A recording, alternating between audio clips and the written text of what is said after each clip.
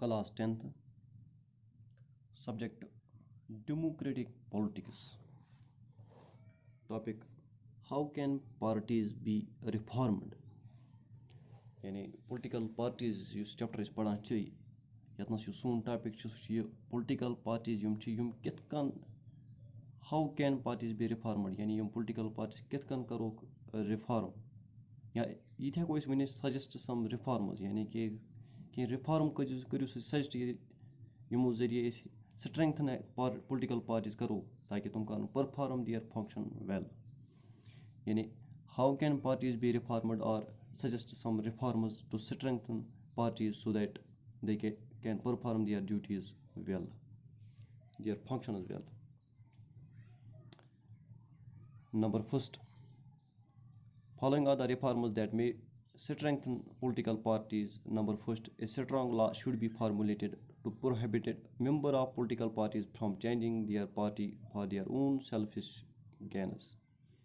यानी कि number first reform क्या एक स्ट्रॉन्ग लॉ ज़रूरत यानी कि एक कानून ज़रूरत ताकि यम मेंबर कुन पॉलिटिकल पार्टी हंद चेंज पार्टी करान पन ज़ाती मुफाद खतर ताकि तुमन यह मना कर तुम हेकन यह पार्टी चेंज कर पत बेकिस पार्टी मज गसन पन ज़ाती पर्सनल गेन खतर तुम रुकाव तम नश यानी एक strong law should be formulated to prohibit member of political parties from changing their parties for their own selfish gain. Number second, a law should be framed to regulate internal affairs of party.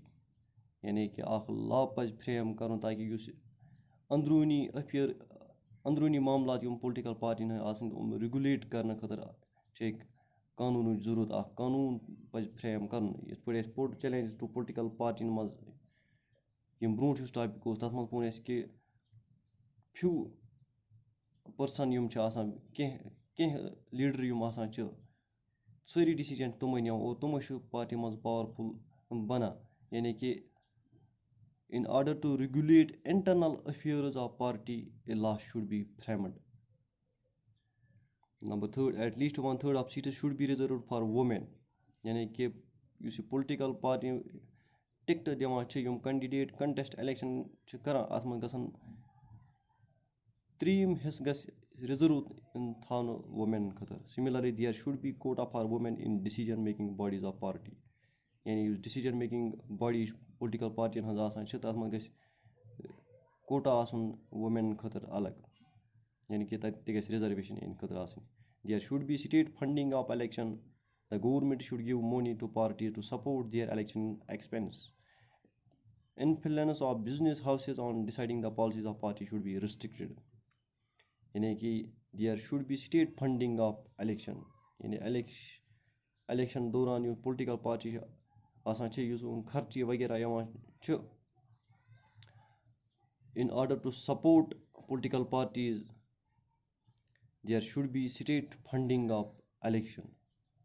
और उस influence of business houses on deciding the policies of parties should be restricted यानी कि सुध गस restriction करना सु इथे पर restrict करना it has state funding of election. The government should give money to parties to support their election expense. Strict law should be passed to prevent criminals from contesting election यानी कि strict law गसन पास इन करना ताकि यम criminal यम election लड़ान तुम prevent करना from contesting elections.